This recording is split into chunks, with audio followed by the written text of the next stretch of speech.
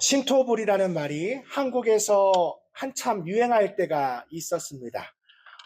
신토불이 음식점, 또 신토불이 제품들이 나올 정도로 신토불이, 즉 몸과 흙은 둘이 아니다라는 이 말이 사람의 몸은 그 사람이 살고 있는 사는 땅에서 난 음식으로 길러진 음식을 먹을 때 건강하다는 뜻입니다. 원래 이 말은 불교 사상에서 나온 개념이지만 그것보다는 국산 농산물 소비 촉진 캠페인을 펼치면서 사실은 대중적으로 알려진 말이 바로 신토불이라는 말입니다.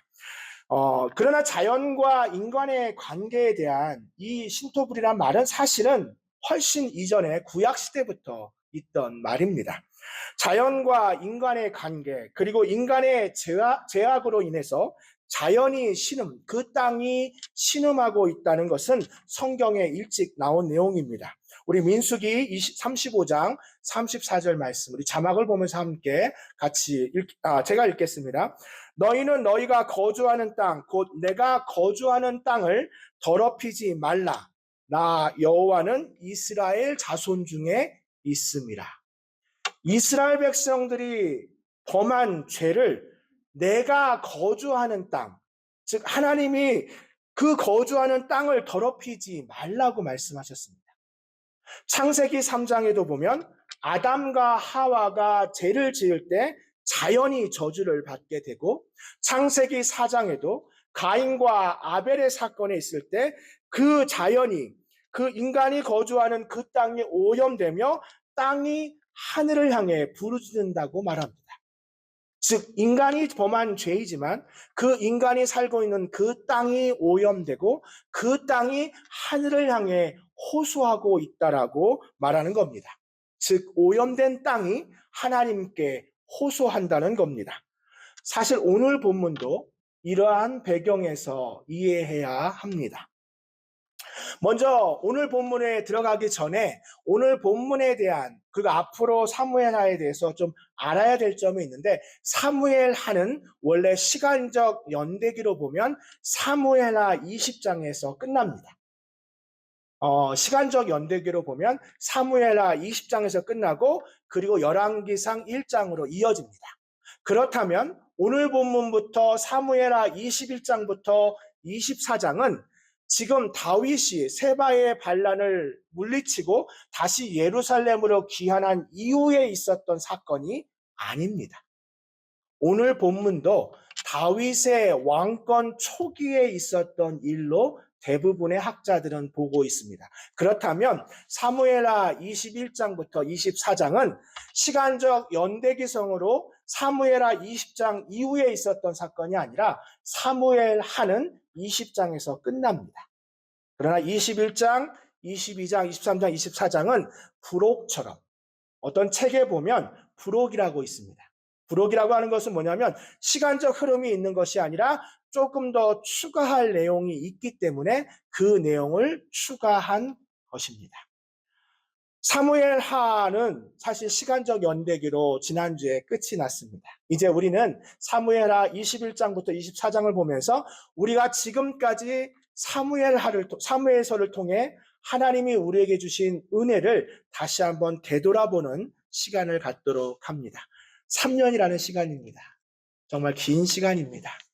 그 긴 시간 동안 제가 사무엘서를 선택했던 이유는 바로 사무엘서에 나왔던 모든 사건, 모든 인물, 그리고 모든 기록된 내용들은 바로 21세기를 살아가는 우리에게, 그리고 덴버 한인교회 저와 여러분에게 주신 하나님의 말씀이었기 때문입니다.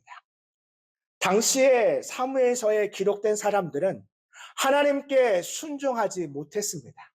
사랑하지 못했습니다. 그런데 그들은 이렇게 생각했습니다. 우리에게 왕이 없으므로, 다른 나라들은 다 왕이 있는데 우리에게 왕이 없기 때문에 우리가 이렇게 하나님께 순종하지 못한다고 생각했습니다. 그러나 우리는 사울 왕을 통해 왕이 있기 때문에 하나님께 순종할 수 있는 것이 아닙니다. 저는 사무엘서 첫 설교에서 우리가 있고 없고, 왕이 있고 없고, 시간이 있고 없고, 권력이 있고 없고, 그것이 우리의 순종의 이유가 아니라 우리가 순종할 수 있는 이유는 만군의 여호와 하나님 때문입니다. 우리는 사랑할 수 없는 존재입니다. 그래서 사무엘서에는 어찌 보면 잔인한 이야기들이 많이 나옵니다. 그러나 그 이야기 속에서도 하나님은 끊임없이 하나님의 사랑을 나타내셨고, 우리는 사무엘서를 통해 그 하나님의 사랑을 깨닫고 이 땅 가운데 어찌 보면 사랑할 수 없는 사람들, 이 땅에 우리의 마음을 억울하게 하고 원통하게 하는 그 수많은 사건 속에 우리는 다시 한번 하나님께 사랑과 순종으로 나아가기를 결단하는, 그리고 그 사랑과 순종으로 나아가기 위해서는 기도가 필요합니다. 기도 없이는, 하나님께 기도하지 않고는 우리는 사랑할 수 없고 순종할 수 없는 존재입니다. 오늘 본문은 사실은 다윗의 왕권 초기에 있었던 일이었고, 그 왕권 초기에 있었던 일로 보는 이유는 사울 왕의 일가들의 만행이 여전히 영향을 미치고 있었다는 점을 보여줍니다.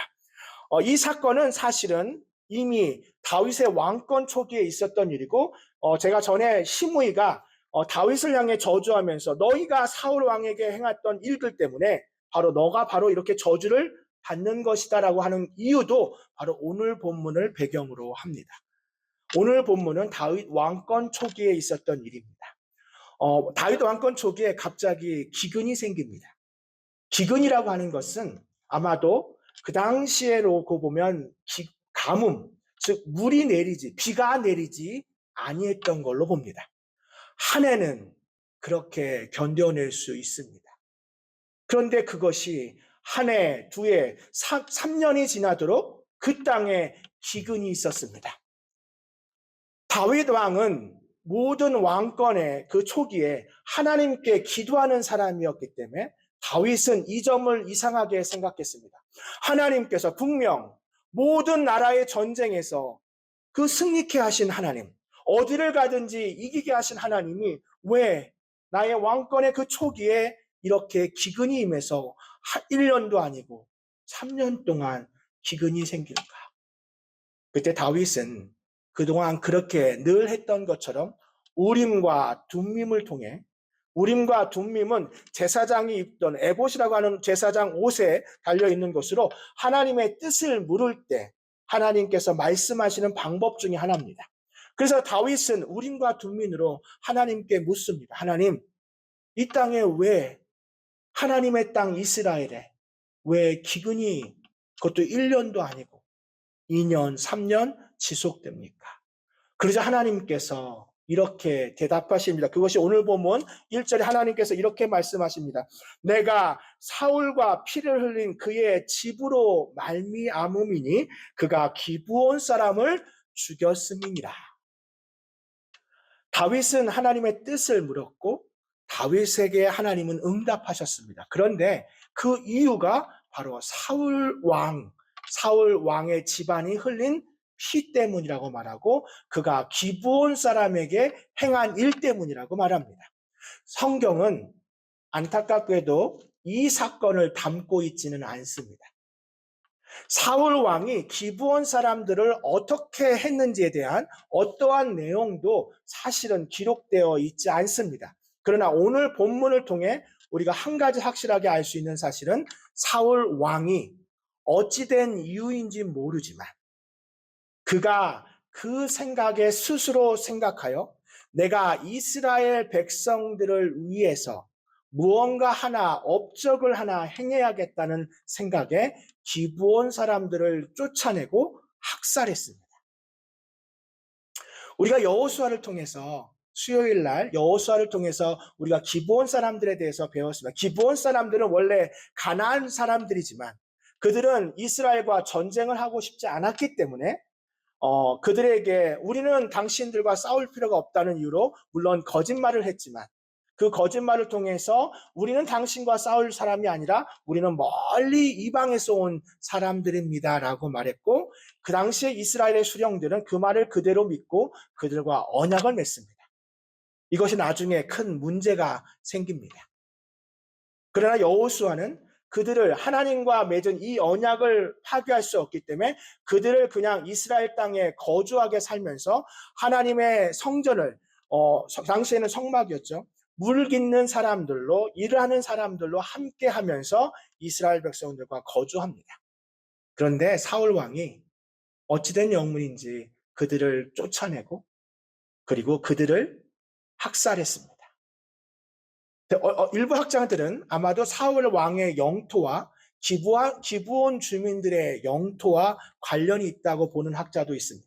자신의 땅과 관련되어 있는 땅에 살고 있는 기브온 사람들을 그들이 이방인이라는 이유만으로 그들을 학살하고 그들을 내쫓았다고 보는 학자도 있고, 또 어떤 학자들은 아마도 자신이 아말렉을 진멸하는 일로 인해서 다 진멸하지 못한 걸로 사무엘의 책망을 받자, 내가 책망을 받으면 뭔가 그러면 기브온 사람도 어차피 이방인이니까 저 사람들도 내가 학살하면 아마도 하나님이 나를 좀 이쁘게 보지 않으실까라는 그렇게 보는 학자들도 있지만, 중요한 것은 이유는 모르지만 사울 왕은 여호수아 시대부터 맺은 이 언약을 어기고 그들을 내쫓고 그들을 학살했습니다.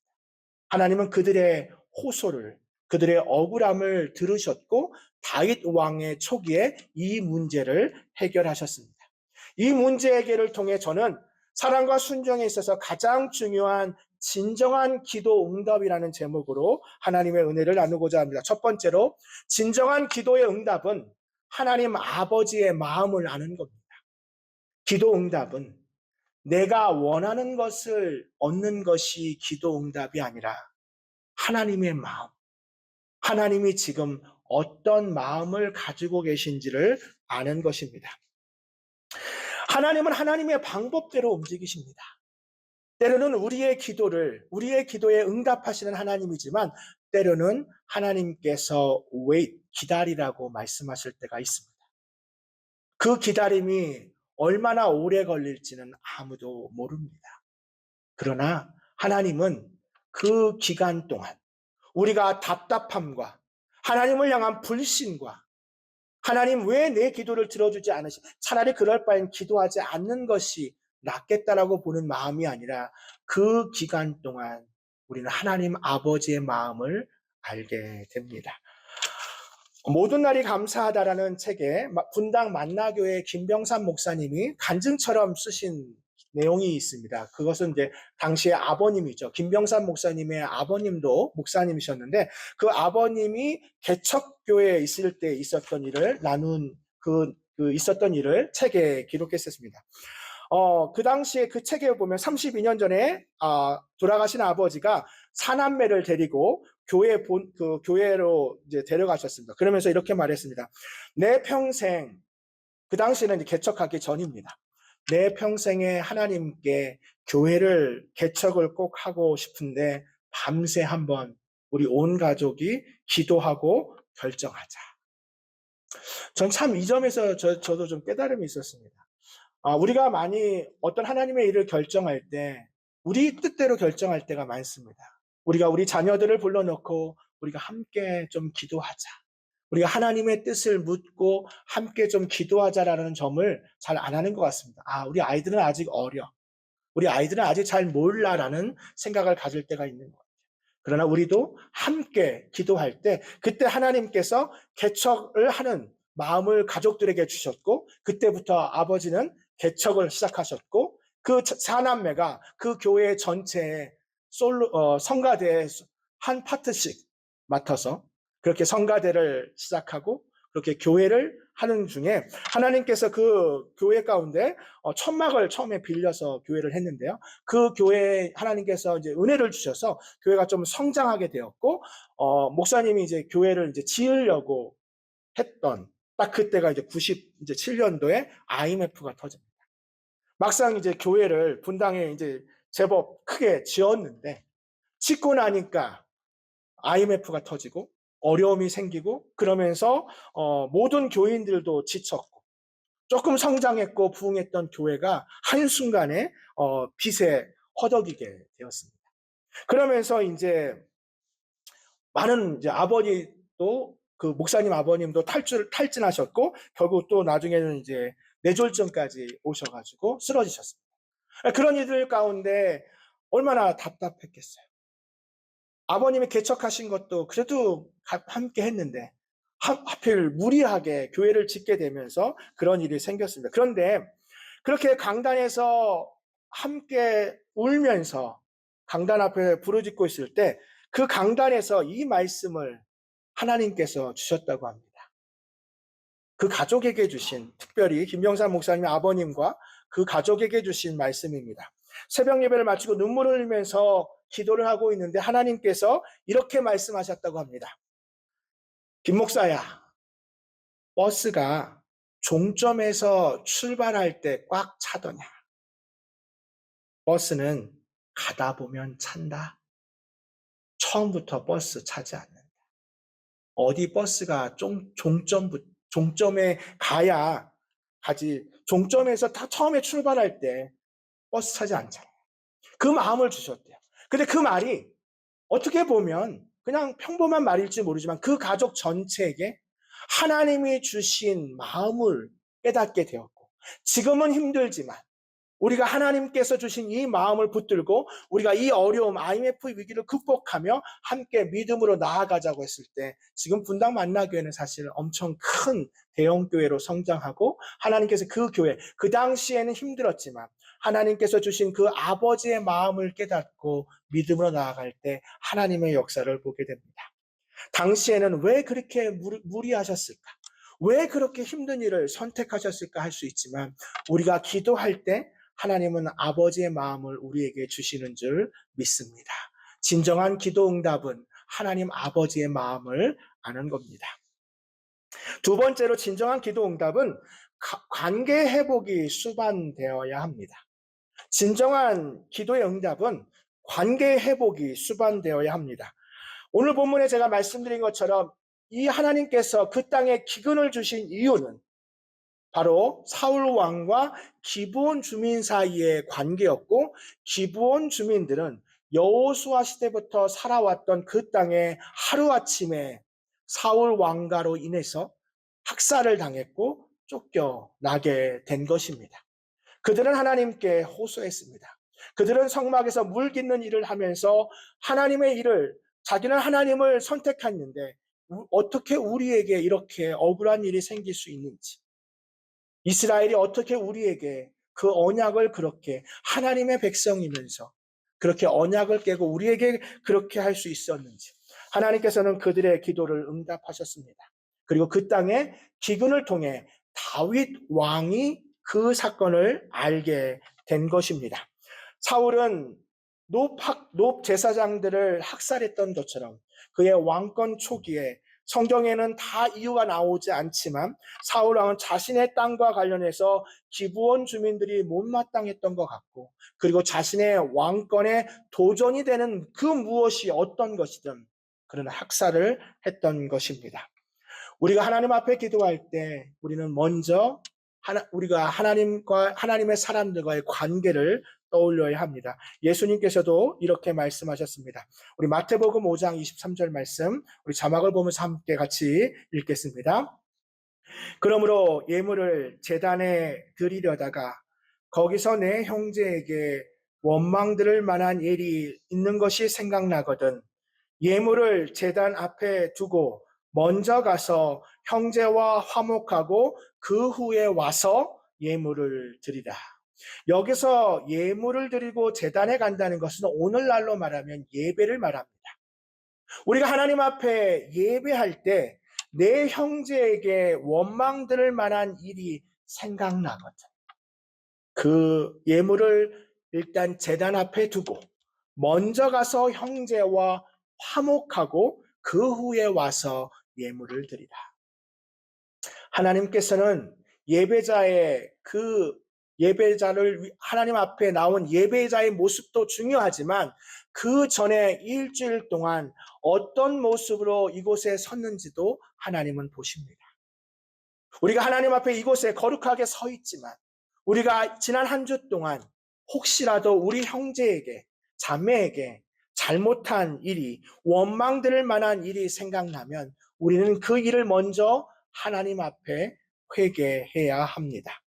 하나님께서 원하시는 예배는 하나님께서 진정으로 원하시는 예배는 우리의 마음의 상한 심령으로 하나님 앞에 온전하게 나와 하나님 앞에 설 수 없는 죄인이 하나님 앞에 서게 됨을 감사하며 눈물로 기도하는 그 예배를 우리 하나님은 받아주실 줄 믿습니다.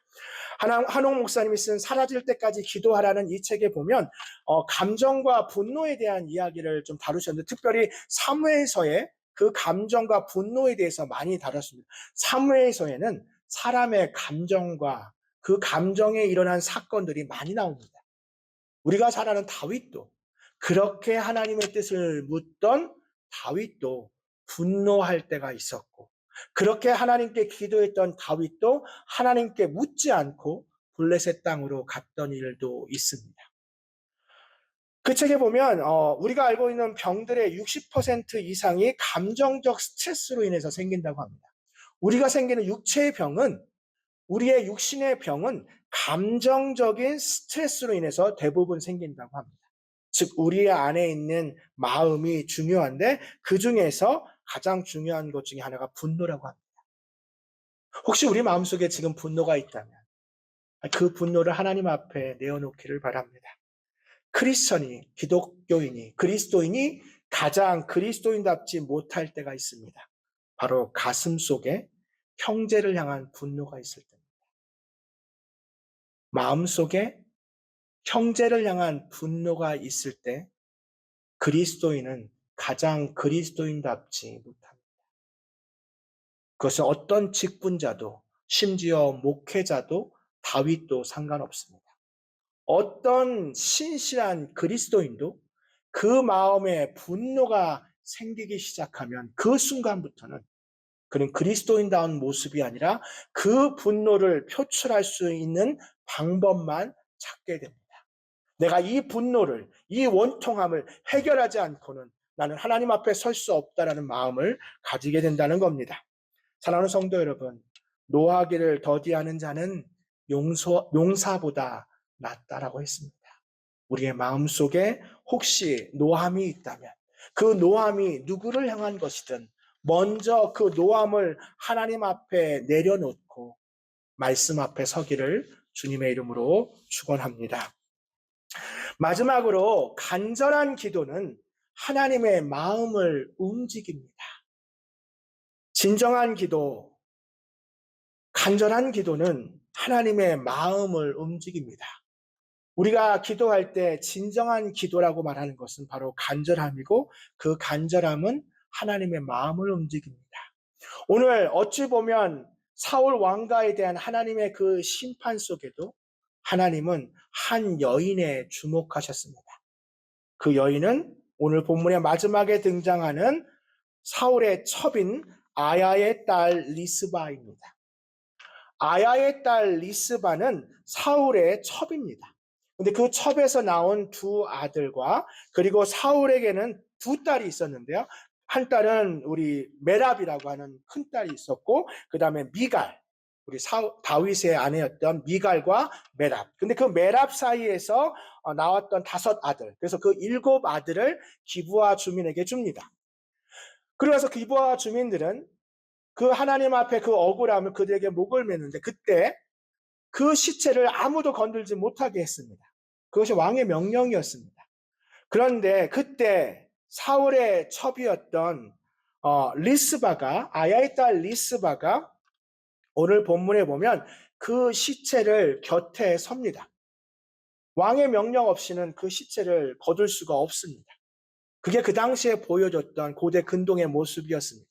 그런데 오늘 본문에 보면 곡식 베기 시작할 때부터 하늘에서 비가 시체에 쏟아지기까지라고 하는데 이 비가 이제 기근이었던 그 비가 다시 내리기 시작한 이 비가 늦은 비였는지 이른 비였는지는 잘 모르지만 적게는 한 달, 많게는 8개월 이상을 사울의 첩 리스바가 그 시체 곁을 지킨 것입니다.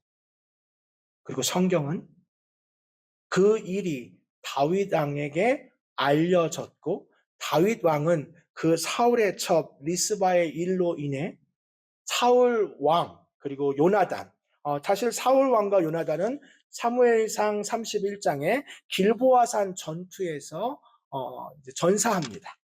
그때 그 당시에는 이스라엘이 힘이 없었기 때문에 사울 왕과 요나단의 시체를 거둘 수가 없었습니다.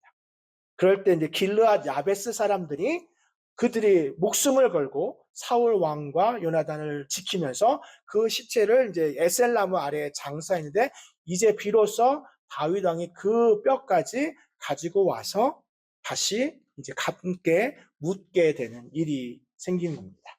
결국 그 아야의 딸 리스바의 간절한 기도는 자신의 아들뿐만 아니라 사울 왕 전체에 다시 한번 그 사울의 땅에 그 땅에 묻게 되는 역사를 만든다는 겁니다.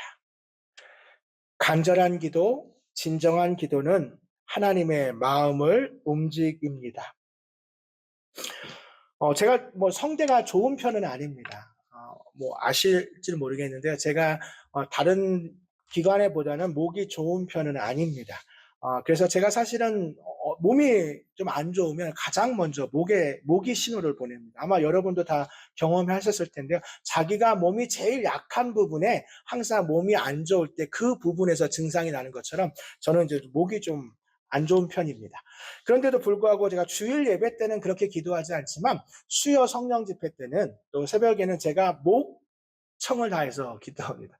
또 어떤 성도님은 목사님 귀가 아파요. 좀 작게 좀 하세요라고 할 정도로 제가 목소리를 높이는 이유가 하나 있습니다. 그것이 저에게 간절함입니다.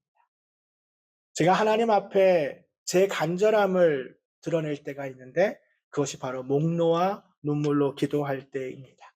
저도 목이 아프고 힘들지만 때로는 저도 하나님께서 저의 간절한 기도에 응답하여 주시기를 바라는 마음으로 간절하게 목청껏 기도합니다. 물론 때로는 읊조리며 기도할 때도 있습니다. 하나님 아주 작은 목소리로 읊조리며 기도할 때도 있지만 저의 간절함을 하나님 앞에 나타낼 때 우리 성도님의 어떤 간절한 기도가 있을 때는 목청껏 기도하는 그 이유는 바로 예수님도 그렇게 기도하셨기 때문입니다. 우리가 간절한 기도 겟세마네의 기도에 보면 예수님께서 기도하신 장면이 나옵니다. 사실 예수님은 하나님이십니다. 기도할 필요가 사실 없습니다. 그런데 예수님께서는 인간의 몸을 입고 이 땅에 오신 예수님은 제자들에게 진정한 기도에 대해서 가장 많이 말씀하셨고 그 기도의 간절함의 클라이막스는 바로 겟세마네입니다. 성경은 땀이 핏방울처럼 기도하셨다. 땀이 내리는데 그 땀이 땀인지 핏방울인지 모를 정도로 우리 주님께서 기도하셨다. 그런데 어떤 학자는 그 겟세마네의 기도를 보며 이렇게 고백했습니다. 예수님의 겟세마네의 간절한 기도는 예수님의 십자가의 순종으로 이어졌다.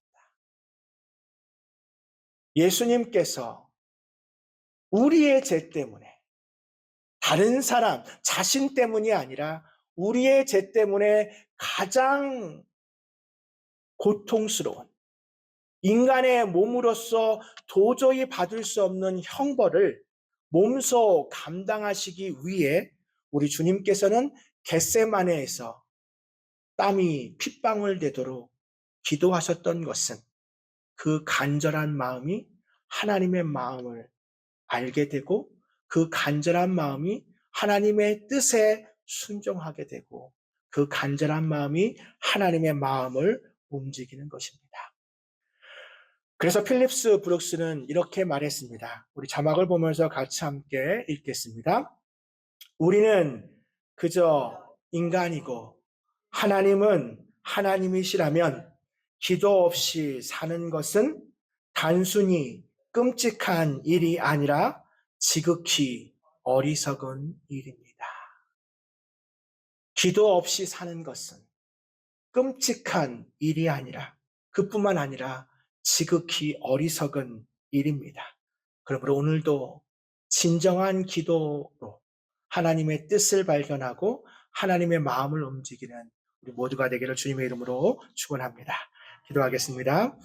사랑과 은혜가 많으신 하나님, 지난 3년 동안 사무엘서를 통해 하나님께 순종하고 이웃을 내 몸처럼 사랑하는 것이 얼마나 어려운지를 사건마다 인물들마다 깨닫게 하여 주셨지만 여전히 우리의 마음속에는 내가 하나님께 순종해야 할 때는 이것이 있어야 하고 이것이 없기 때문에 하나님의 뜻을 순종할 수 없다라고 말하는 사울과 같은 모습을 가지고 있진 않은지 하나님 다시 한번 결단하여 모든 일 가운데 진정한 기도로 하나님의 마음을 알고 하나님의 마음을 움직이는 우리 모두가 되게 하여 주시옵소서. 감사드리며 우리 구주 예수님의 이름으로 기도합니다. 아멘.